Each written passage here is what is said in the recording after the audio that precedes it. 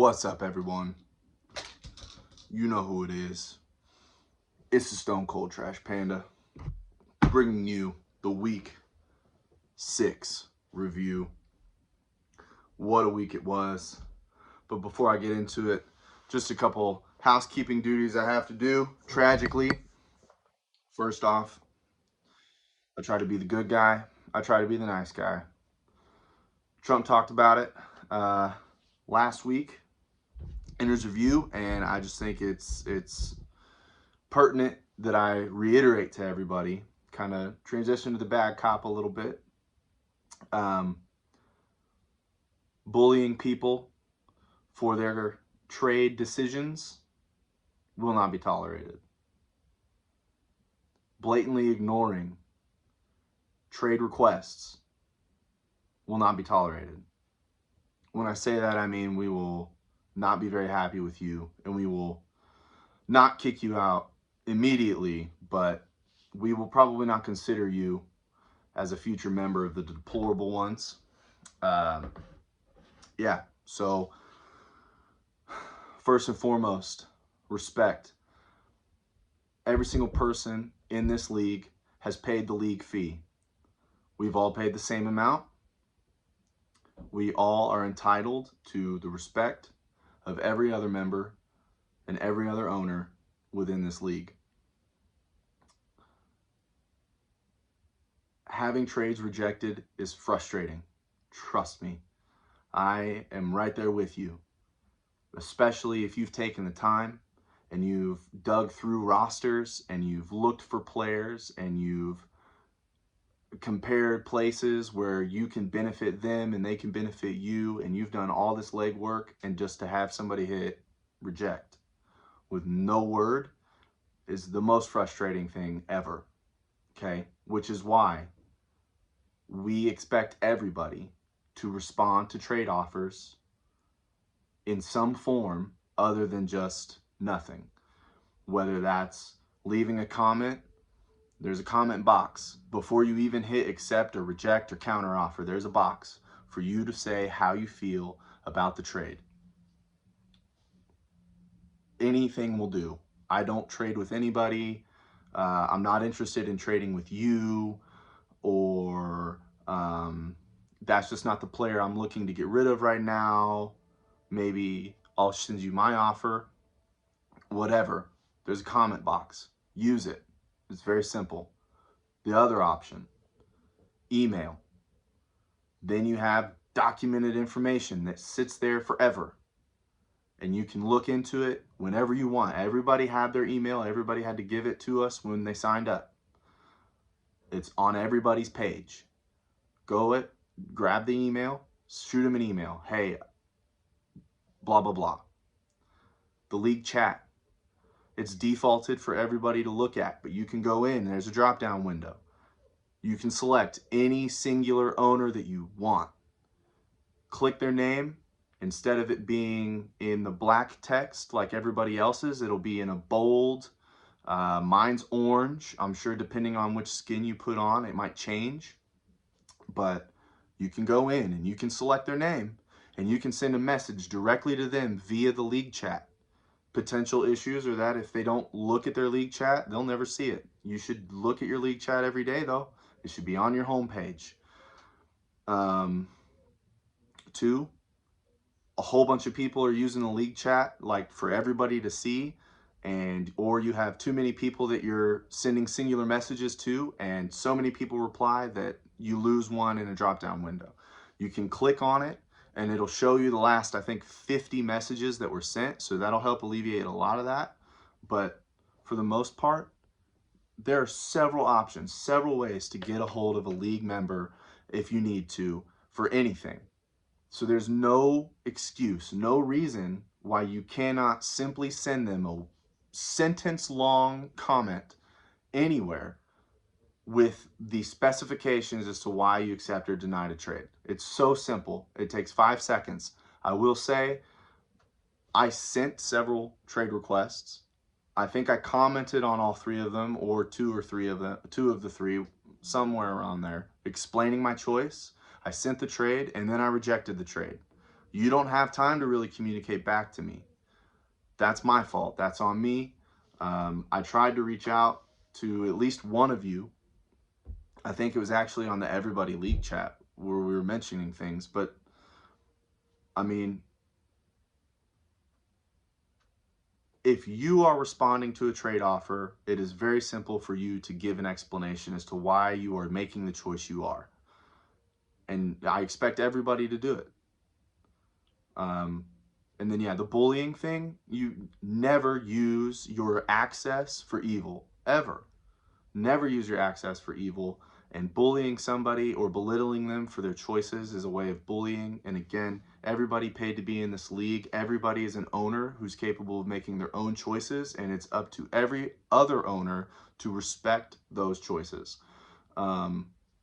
It's simple as that. And then that's all I have to say there.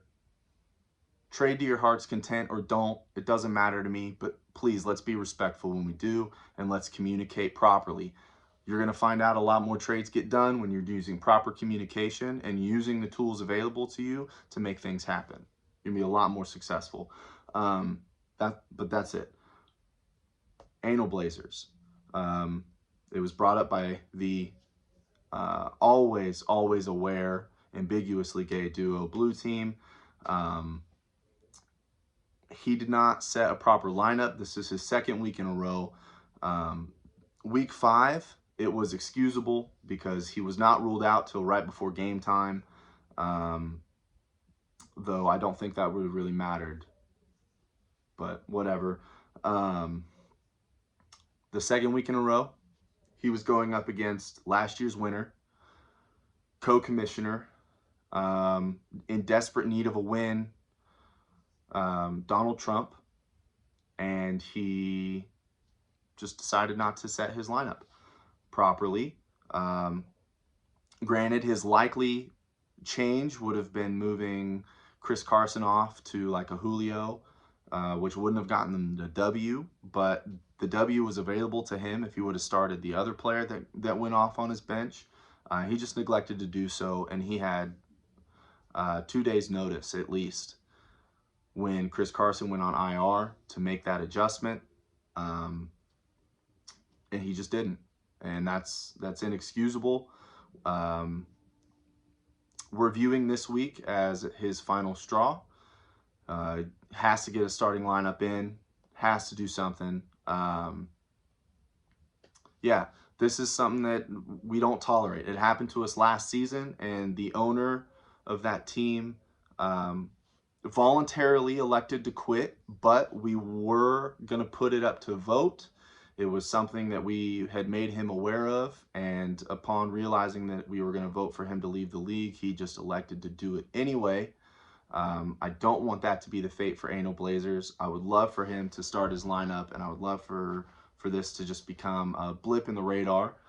But he was a promising owner. He was somebody that I was looking forward to having in our league. Longtime fantasy football player. So it's crazy to me that he would make that choice, that he would elect to essentially phone in a matchup by starting a bad lineup. But nevertheless, I can't force people to do things. Try as much as I can, and I can't really prevent people from doing stuff like this, because we offer you guys the freedom to make your own choices. And so he chose not to set a legal lineup. That's his choice, nobody else's. And yeah, he will be on a short leash this week. Big matchup, interdivision matchup. He could go a long way into turning his season around. I mean, he's 0-6, but he's in the weakest league in terms of wins and losses. So even at 0-6, there is a real possibility he could make it. He's only 3 games back with 8 weeks left before the postseason. I mean, he has a shot, but he's got to start now, and now's the perfect week to do it. But I'll get to that in a minute. And that's the bottom line, because the Stone Cold Trash Panda said so. Let's get into the review. All right, week 6, we had Foosball as the Devil going up against Caitlyn Jenner's fan club. And for the second week in a row, Foosball goes down. Caitlyn Jenner, the high scorer of the week. That's almost exactly what it took as well. 178.8 to 169.7. Good on Caitlyn Jenner getting back to the winning ways. I always hate to see my boo lose, and yet I've had to watch it a couple times. But he's winning now. I didn't do the review last week, so I don't necessarily remember if he won or lost last week, but I imagine he did. But maybe he didn't. I have short-term memory loss. Something about medicinal plants and stuff. Blue team and red team. Red team talking all this trash. Soars to a 4-1 record. Everybody's thinking he's great. And what does he do when people finally acknowledge he's great? He goes and loses to the blue team. 144.65 to 168.12. I will be the first to admit that blue team is always superior. Right. Blue team, red team. Okay. It's the carrot thing. Here we go. That's much better. Wow. Blue team, red team. Okay. Yeah. Blue team is superior, but I really expected red team to come out and get the W here. It was a much needed W for red team, given some of the results that I will get to later. He needed this win, could not deliver. What a shame. Blue team. Way to represent.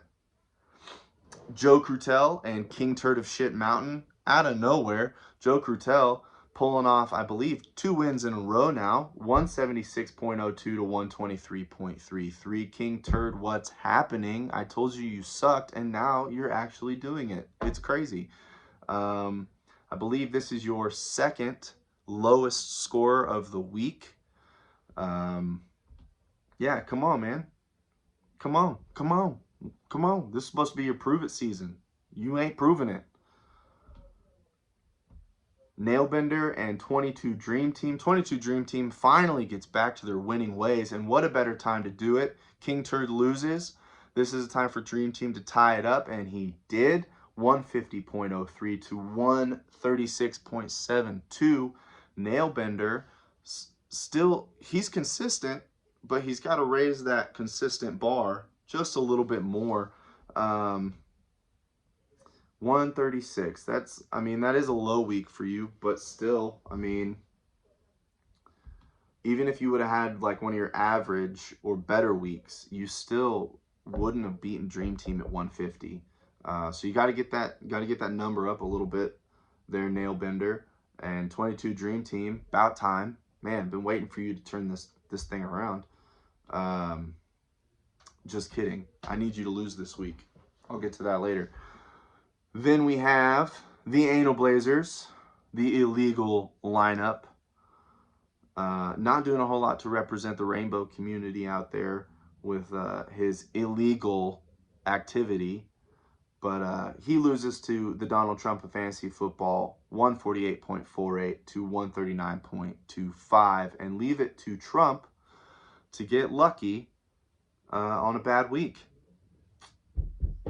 Man, I wish I had his luck. Like, he loses both Saquon and Daniel Jones last week and still has enough points from getting the booms out of everybody else on his team to score 170 and beat me.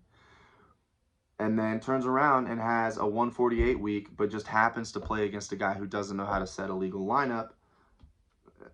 Ridiculous. And then the final score from last week, the silent assassin Spencer Strasmore. I've been talking him up all year, and he's never ever once thanked me. But the one time that Trump does a video and talks him up, he goes out of his way to thank him for it. And I took a little bit of offense to that. I'm here, I've been repping your colors, and you just overshadow me, but start sucking on the tit of Donald Trump? Come on, man. What's up? What's up? Don't come at me. Don't come at me like that. Man. I had to lay down the law. I had to show him what was up. Gave him the old Stone Cold Stunner. 159.62 to 145.73. We no longer have an undefeated team in the Deplorable Ones Fantasy Football League, and man, is that awesome. I hate undefeated teams. I hate it when a team is able to just absolutely run roughshod over people. I like some competition. I like to see the stress and the tight battles. And so it's good for me to get in there and wait, he's silent. I made him squeal. How about that? I had to get at him, and get at him I did. Thought you could sneak up on me. I've been watching you. I've been paying attention. I know. I know how to get you. And I got you. What's up? So I review numbers here. So getting into some efficiency ratings. Caitlyn Jenner, who got the dub, up at 90%. Foosball, 89. Why are you starting Lamar Jackson, bro? You got the all-star Jalen Hurts. Come on. Dude's good for 20 a game. Yeah, Myles Gaskin. He had a great week last week, but he sucks, and you know it. Let's see. Blue team with a nice 98.9% success rate over red team's 91.1. Man, you pulled it all out, and you got that dub. Joe Crutel, 88.7. And King Turd, 74.5. Come on, sub 75% is not going to cut it, dude. You missed on literally every single wide receiver. Every one of them.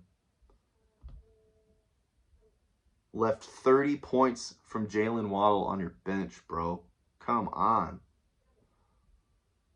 By the way, Joe Crutel, you got the win this week, but you played sub 75%. You've been in the 80s every week. I need you to bump that number up, dude.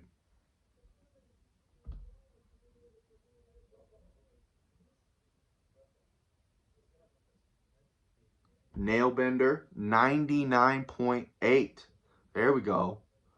Was not enough to get over 22 Dream Team and their 98.2%. Granted, both of them only missed on one player. Tyler Boyd for Nailbender should have started Quandre Diggs for a total of 0.3 more points. There's no way he was winning this week. 22 Dream Team missed out on Chase Claypool when he should have started Devin White for a whopping total of 1 point math.